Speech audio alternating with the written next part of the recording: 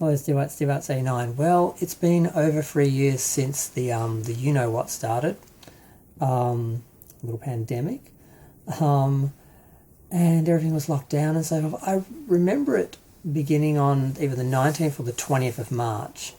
So this was a couple of weeks ago, and I was aware of that moment, and I'm like, I should make a video commemorating this. It's been 3 years.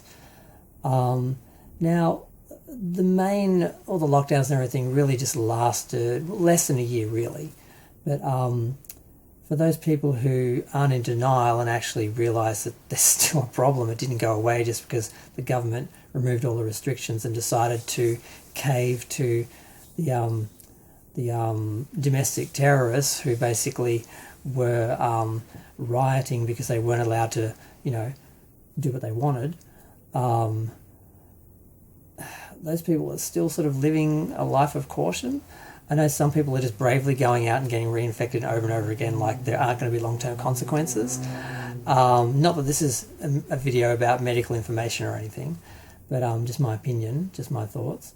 But yeah, it's just really weird to think it's been 3 years. It's been more than 3 years. It was 3 years a couple of weeks ago, and I was going to do a video at the time, and I sort of was like, I don't want to think about it. And I was busy doing other things, and then the next thing I knew, it was 20 something, March 20 something. I'm like, I should do it for the end of the month, and now it's already like the third of the month or the fourth of the month.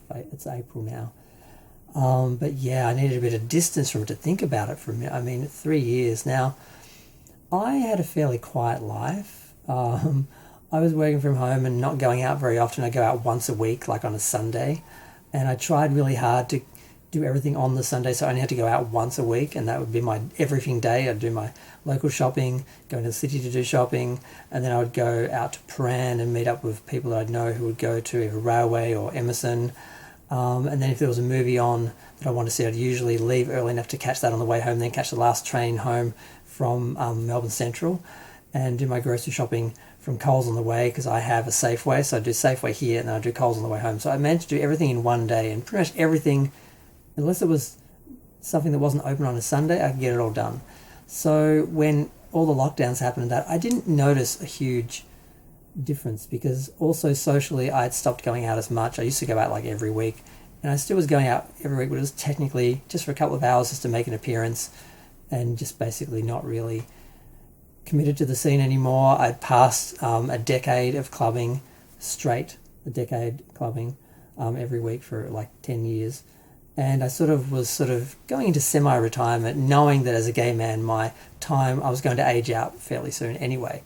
So things were quieting down. So I haven't noticed a great difference. I mean, there's only a couple of things I haven't done in the last couple of years that I really regret. One was seeing Wonder Woman 1984 on the big screen. I bought a ticket. I was going to go. There was no one in the cinema. It was like the last screening of the day, and I thought, I'm going to do this. And then two a-holes bought tickets in the last hour. I was checking that last time before I started to walk down to the mall. And two people bought tickets and sat right behind me. And I'm like, I was in the front row. I normally sit in the front row and no one else sits in the front row. I always have people a few rows behind me. It's usually not a problem. And I thought, you know what? If there's someone else in the cinema, I think I can handle it. I think I can do it. But they were sitting right behind me. I'm like, no, there's no way. Like, I can't have people sitting right behind me. So I didn't go. And the other thing I didn't do was for World Pride in Sydney this last year. Overall, I kind of wanted to go because it's World Pride, but I went to the 40th anniversary of Mardi Gras, and it was a nightmare managing it. It was so busy and crazy, and it wasn't fun. It was such a stress and a hassle getting around, manoeuvring everything. It wasn't fun. I thought, this is going to be even worse. So I wasn't too upset about sitting it out. But what I did regret was I wanted to walk across the bridge with across Sydney Harbour Bridge with all the other gays, and that looked amazing, and that was history, and I wish I'd been there for that, and I wish I'd done that, and I had friends who did the walk and all that, and I do regret that. But that's it. Everything else I'm pretty much fine with. I wasn't really, I was kind of over going out on the gay scene. I didn't really have any other real life friends. Everyone else was sort of online. So it hasn't been a huge adjustment. I'm not that bothered by staying home by myself, working by myself. I'm not that bothered by it, except I feel like it's not really a choice, because every time I want to do something, I feel like, okay, is it worth getting you know what for?